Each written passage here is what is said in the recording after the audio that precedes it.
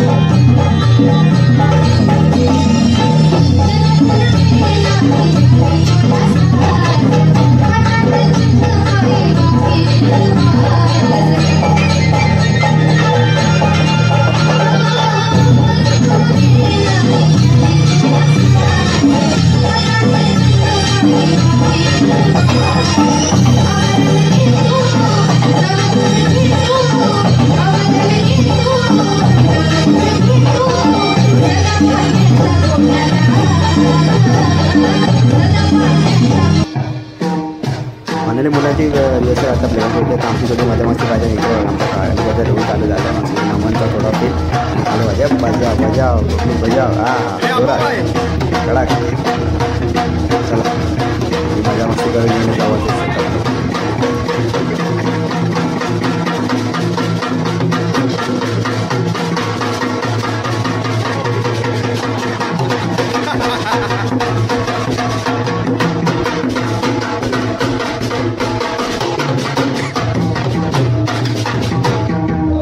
Finally पोहोचलो आता इथे पूर्ण आपला जो हॉल आहे ना आता इथे सेटअप लागतं प्रणवाचा ड्रम सेट बँड पूर्ण सेटअप आणि आपला कीबोर्डिस्ट सिंगर पंकज कातळे थोडी बॅलन्सिंग चालू आहे साऊंडची कारण की आज आपला आहे राजा दादा साऊंडला वन मॅन शो. तर मंडे फायनली आपला सेटअप रेडी आहे. इथं आपला ऑक्टोपॅड आहे डफ टिम्बाली छोटी आहे म्हणजे रोटोमध्ये आपण वापरायचे पर्क्युशन्स आहे पर्क्युशन बघू शकता कुठे कुठे काय काय इकडे खाली एक ठेवलं आहे इथे पर्क्युशन्स आहेत आणि इकडे प्रणव आहे ड्रमसेटला इकडे प्रतीकदादा आहे आणि इकडे पंकज भाई आपला हे आमचे ऑर्गनायझर प्रवीण तांबे सगळे स्टुडंट सगळे आले नाही आहेत आणि विशा भाई त्यांचं आणि संख्या भाई यांचं दोघं डिस्कशन चाललं आहे ते काहीतरी स्कोअर वगैरे काढत आहेत तयारी खूप चालू आहे आता फक्त स्टुडंट्स आले की आपण प्रोग्राम चालू करणार. चला एन्जॉय करा आपला.